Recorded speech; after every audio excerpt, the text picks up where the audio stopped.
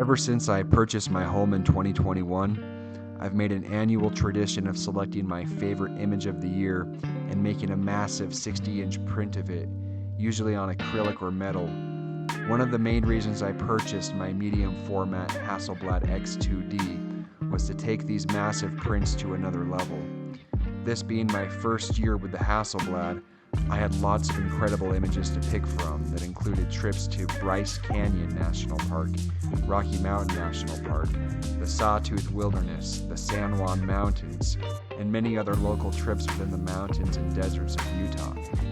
When selecting an image beyond its raw beauty, I tend to heavily favor images that hold sentimental value, whether that's a place I've returned to multiple times over the years, or just something special about the experience of capturing that image, or perhaps even the intensive planning that went into finding a completely original composition.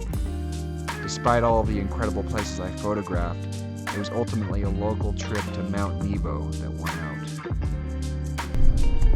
So as a photographer, one thing I'm always looking for is new compositions or new perspectives on things that have already been photographed in the past. I mean, it's hard to find something completely new to photograph because, people have been taking pictures of things for a long time and people tend to find the most beautiful things.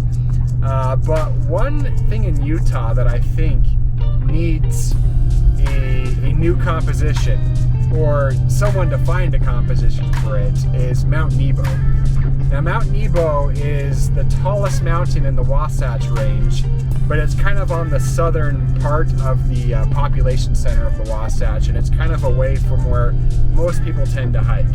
Now, a lot of people do hike Mount Nebo, but when they hike Mount Nebo, they're on Mount Nebo, so they're not really photographing Mount Nebo, so to speak, at least not from a perspective that really shows the grandeur of the mountain. So I've been doing a lot of research over the last few weeks, and I actually tried to come up here a few weeks ago to do this hike, but I did find what I think is probably the best perspective of Nebo that you can find. And it's a hike that pretty much never gets done. When you look at all trails, this hike, I think the last review it had was like a year and a half ago. So it's not something that's typically done. But if all goes well today, I should be able to capture what I think will be the best photograph of Nebo that's ever been done. And that's a bold statement, but like I said, this is a hard mountain to photograph. It's just so hidden and tucked away.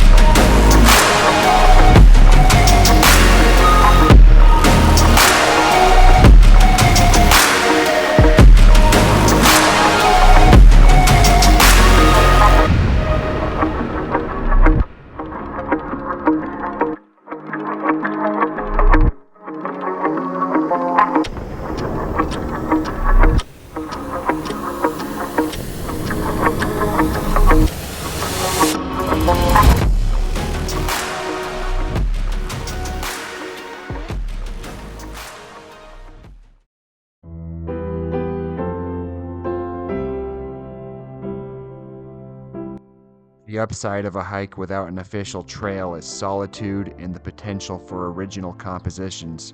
The downside is bushwhacking and the higher risk of injury or getting lost. Since I summited much earlier than expected, I had plenty of time to take in the views and plan out my composition before the light got good. This also gave me plenty of time to try out a few different lenses to see which would work best for this scene.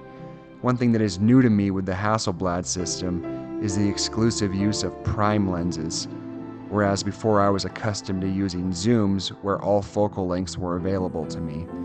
This actually hasn't been as big of a drawback as I originally expected, as I've often found that for a given scene and for a given look you're looking for, there's more of a range of focal lengths that work as opposed to a very specific one, and as long as you have a few primes to split the difference between those, you're going to be just fine.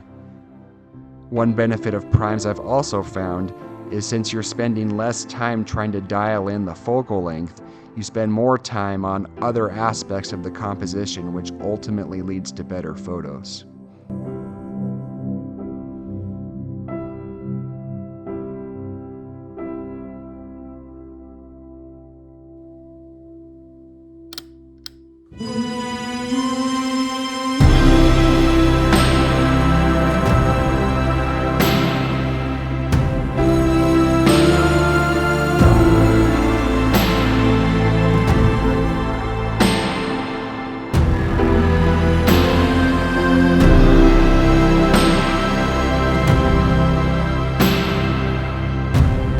After almost a year with this camera, I really can't say enough about the incredible color science. Straight out of camera, I have almost zero desire to make any changes. The color is that good.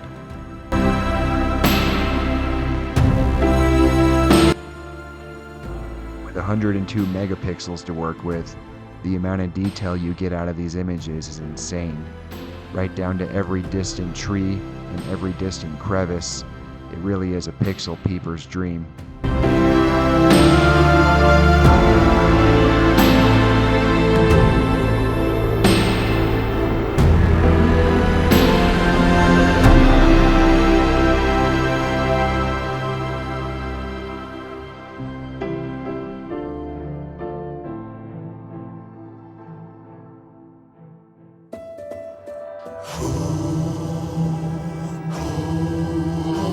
Several months later, I pulled the trigger on a 60 by 45 inch acrylic print, and a week later, it arrived.